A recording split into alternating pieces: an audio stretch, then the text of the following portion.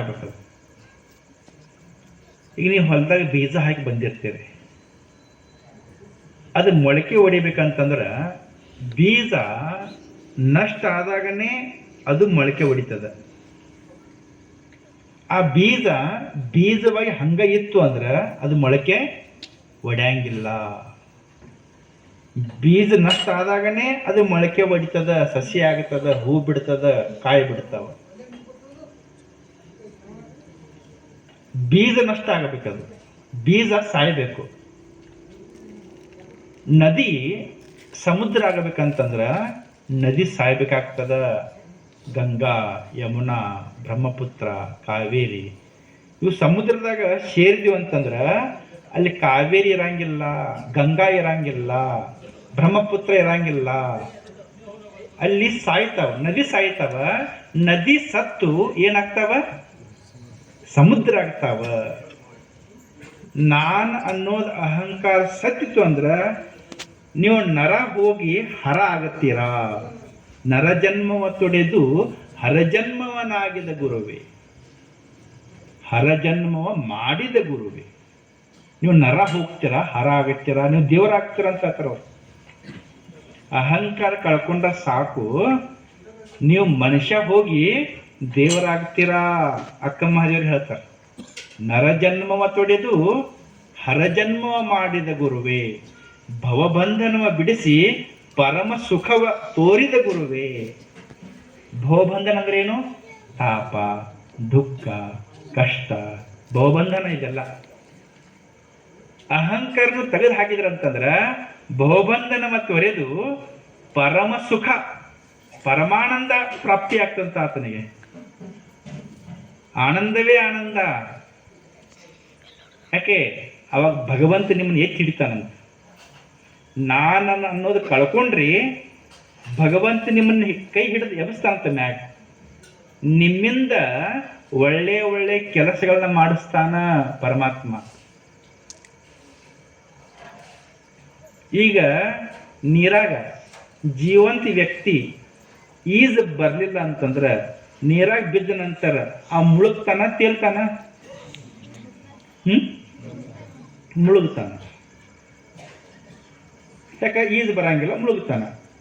ಅದೇ ಒಂದು ಶವ, ಹೆಣ ನೀರಾಗ ಬಿದ್ದಾಗ ಅದು ಮುಳುಗ್ತದ, ತೇಲ್ತದ? ಯಾಕ? ಏನಿರಂಗಿಲ್ಲವ?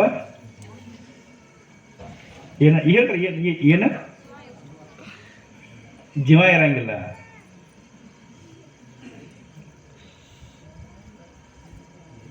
ಅಂದ್ರೆ ನದಿ ಜೀವಂತ ವ್ಯಕ್ತಿನ ಮುಳುಗಿಸ್ತದ, ಸತ್ ವ್ಯಕ್ತಿನ ತೇಲಿಸ್ತದ.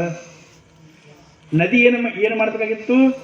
ಸತ್ ವ್ಯಕ್ತಿನೇ ಮುಳುಗಿಸ್ಬೇಕಾಗಿತ್ತು, ಜೀವಂತ ವ್ಯಕ್ತಿಯನ್ನ ತೇಲಿಸ್ಬೇಕಾಗಿತ್ತು. ಅದು ಹಂಗೆ ಮಾಡಂಗಿಲ್ಲ.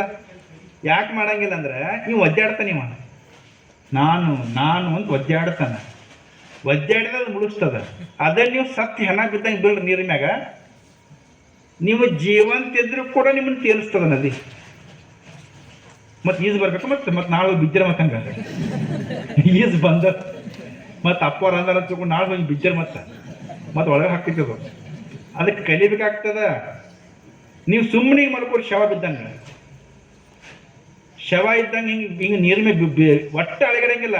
ಶವ ಇದ್ದಂಗೆ ಬಿದ್ಕೊಳ್ರಿ, ನಿಮ್ಮನ್ನು ತೇಲಿಸ್ತದ, ನಿಮ್ಮನ್ನು ಮುಳುಗ್ಸಂಗಿಲ್ಲ. ನಾವು ಬಾಲಿಕೆಗಿದ್ದಾಗ ಅದನ್ನ ಅಭ್ಯಾಸ ಮಾಡಿದೀವಿ. ಅಲ್ಲಿ ಸಿದ್ದೇಶ್ವರ ಪ್ರವಚನ ಇದ್ದಾಗ ಚನ್ನಬಸವ ಬಳತೆ ಅವರು ತೋಟದಾಗ ಕೃಷಿ ಹೊಂಡ ಮಾಡಿದ್ರು ದೊಡ್ಡದು. ಅದ್ರಾಗ 2 ತಿಂಗಳು ಅಭ್ಯಾಸ ಮಾಡಿದೀವಿ, ಹೆಂಗೆ ತೀರ್ತಾರೆ ಮನುಷ್ಯ ಅಂತ ತಿಳ್ಕೊಂಡು. 2 ತಿಂಗಳು ಅಭ್ಯಾಸ ಮಾಡಿದ ನಮ್ಗೆ ಬಂತು. ನಾವು ಹಿಂಗೆ ಮಲ್ಕೊಂಡಿವಿ ಅಂತಂದ್ರೆ ತೇಲಿಸ್ತದ. ನನಗೆ ಎಷ್ಟು ಆಶ್ಚರ್ಯ ಆಯಿತು.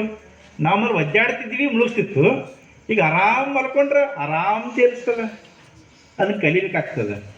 ಮೊದಲು ಈಜು ಕಲಿಬೇಕು, ಪಕ್ಕ ಈಜು ಕಲಿಬೇಕು. ಈಜು ಕಲಿತ ನಂತರ ಇದನ್ನ ಅಭ್ಯಾಸ ಮಾಡಬೇಕು, ಅದು ಬರ್ತದೆ. ಹೆಂಗ? ಶವ ಇದ್ದಂಗ ಮಲ್ಕೊಂಡು ಬಿಟ್ರೆ ಜೀವಂತ ವ್ಯಕ್ತಿನೂ ಕೂಡ ತೇಲಿಸ್ತದ.